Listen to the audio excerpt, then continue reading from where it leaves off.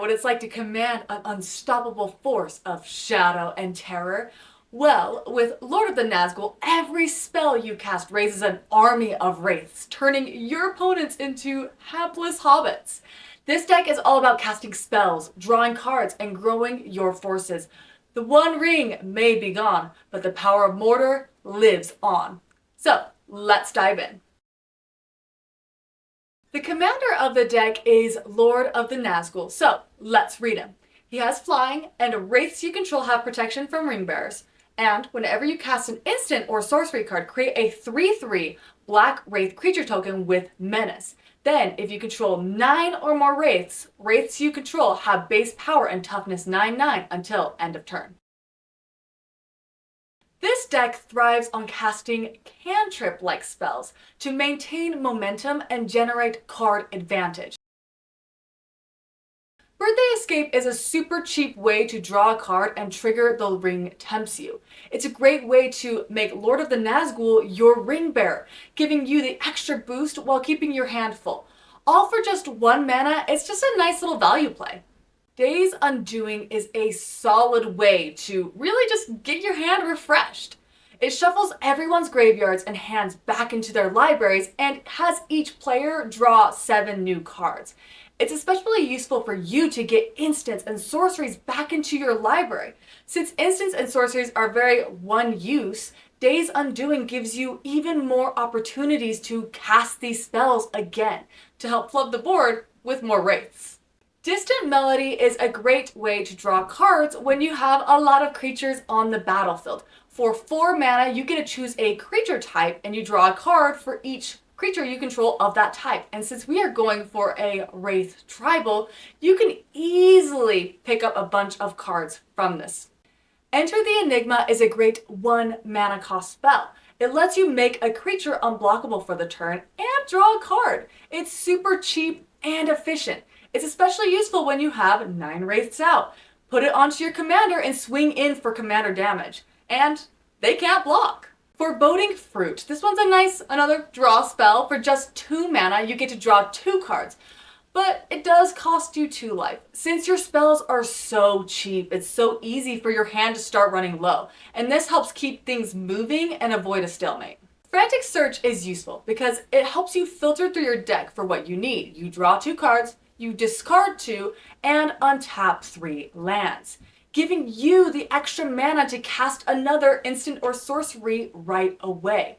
I like it because it helps optimize the strategy of constantly playing instants and sorceries as quickly as possible. Next we have is Mordor Muster. For just 2 mana, it lets you draw a card at the cost of 1 life and amass orcs. So it just creates another chump blocker to help protect your wraith pieces. Nasty End. It is a pretty solid instance that lets you sacrifice a creature to draw 2 cards.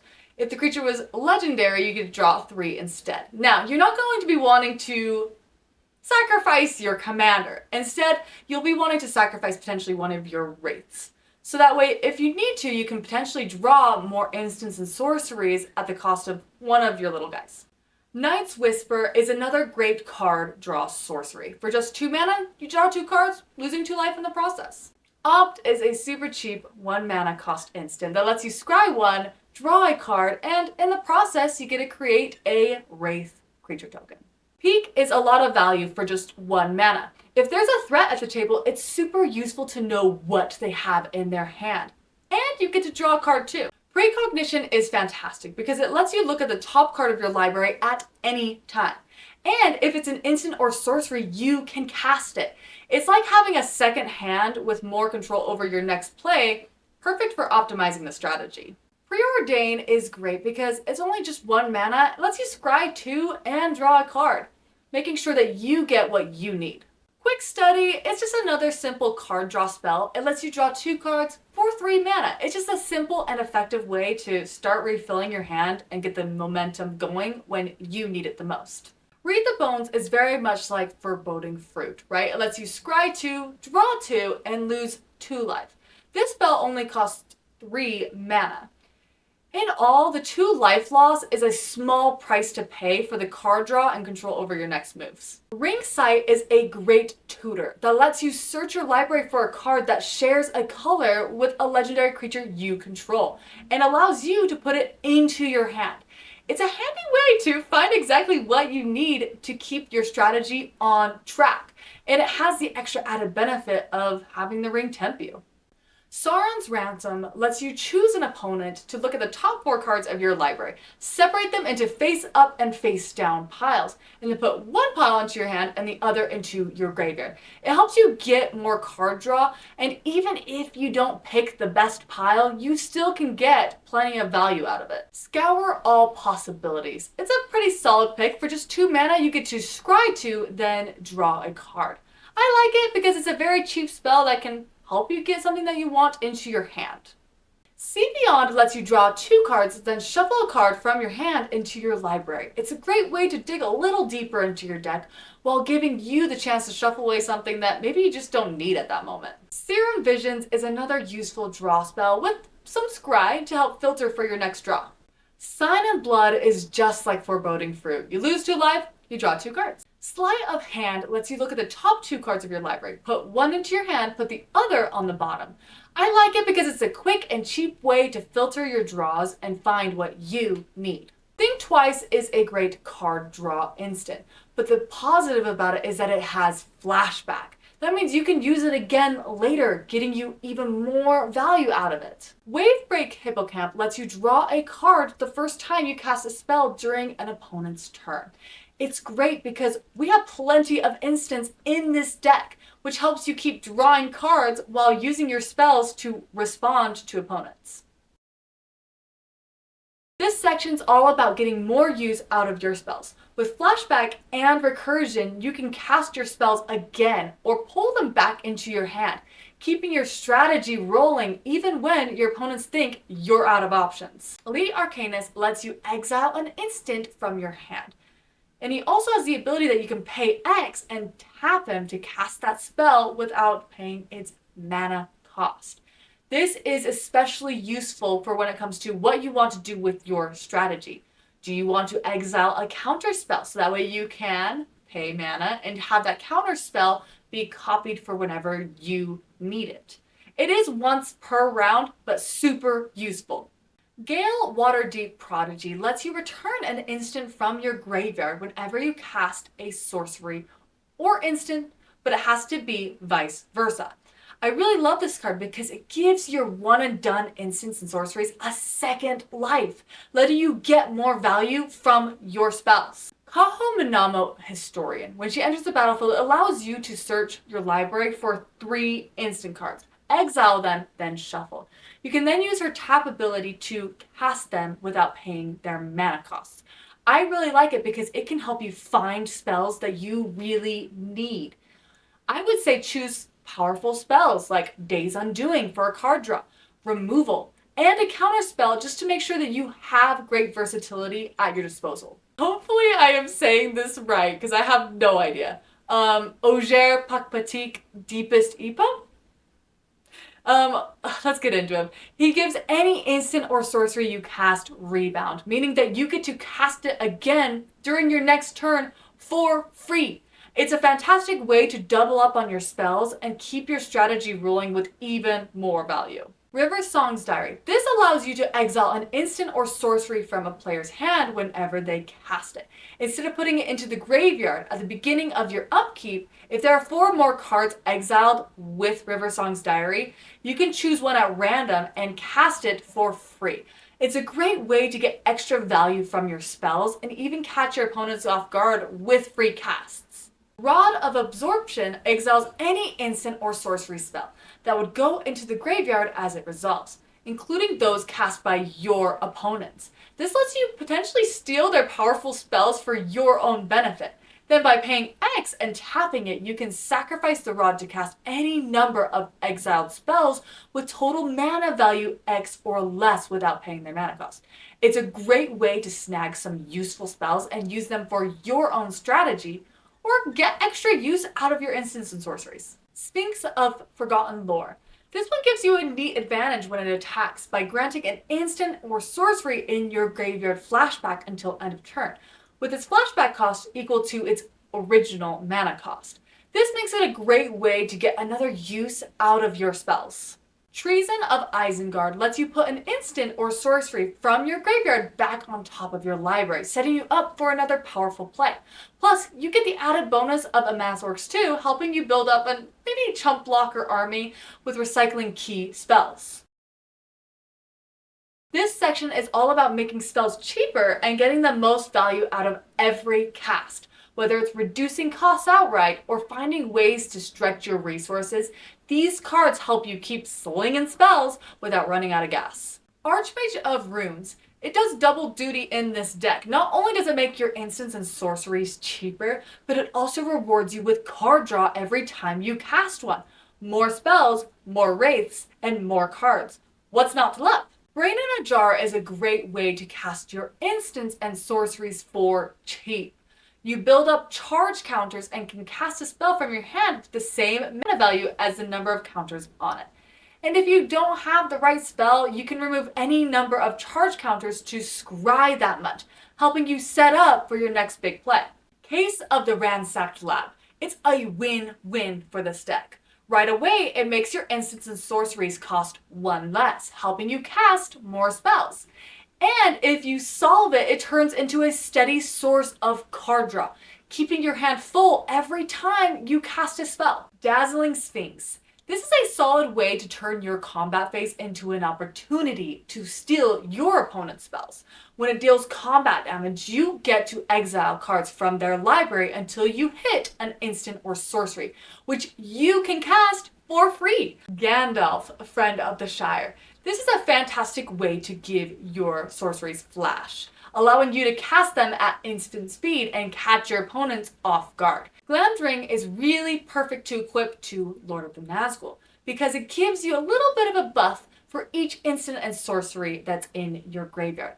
But the really nice part about it is the combat damage trigger. Whenever the equipped creature hits a player, you may cast an instant or sorcery from your hand for free, as long as the cost is equal to or less than the damage dealt.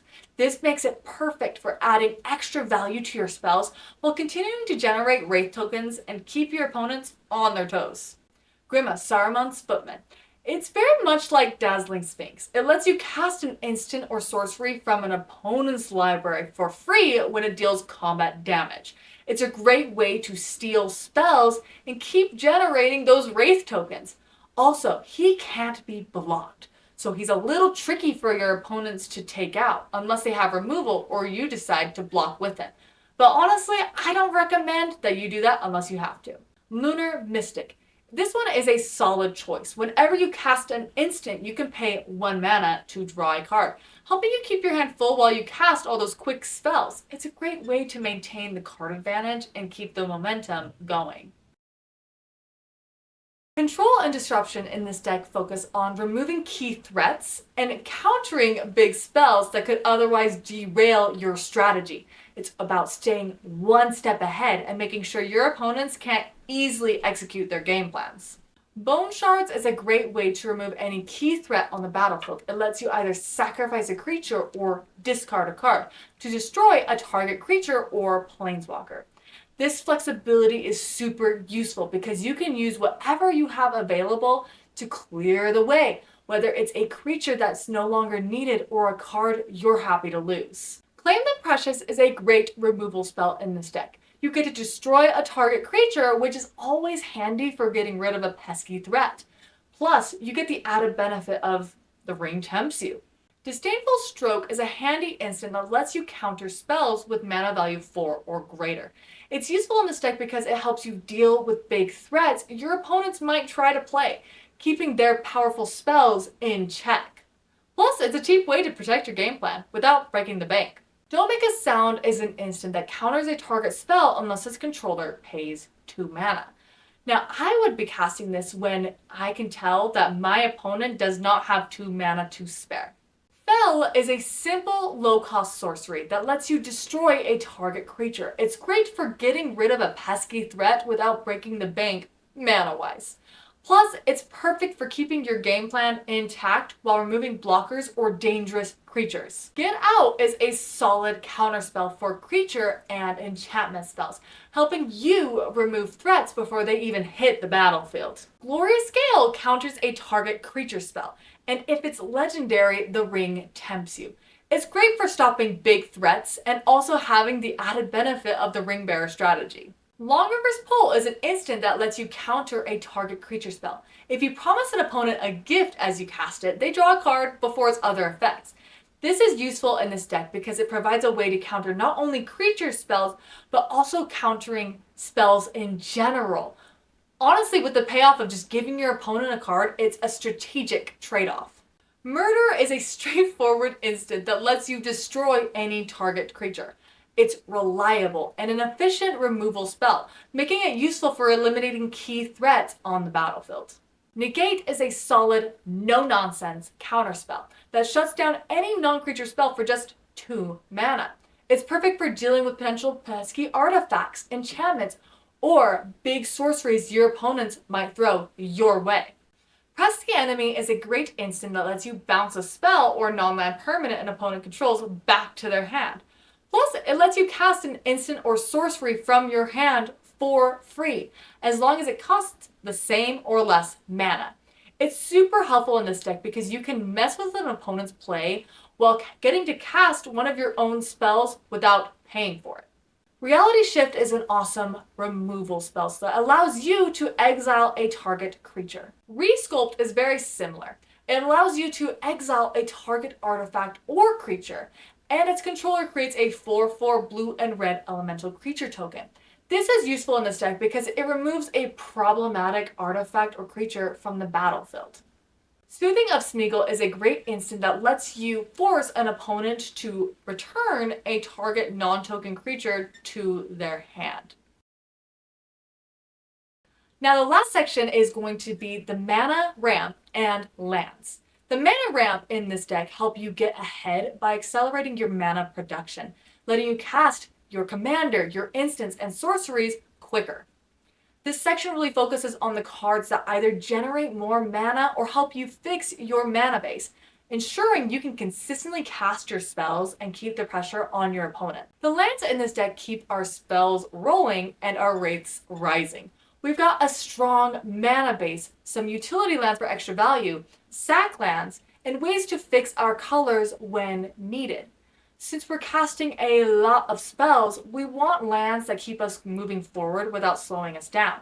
With the right setup, we'll have everything we need to unleash the power of Mordor. Well, that wraps up our journey through this Lord of the Rings deck. Whether you're casting spells like a wizard or sneaking around like a hobbit, I hope you're ready to take this deck into the wilds of Middle-earth. And if you liked this video, don't forget to like, comment, and subscribe to join the fairest community in all of Magic the Gathering. Until next time, may your cards be ever in your favor, and may the shadows of Mordor never catch up to you.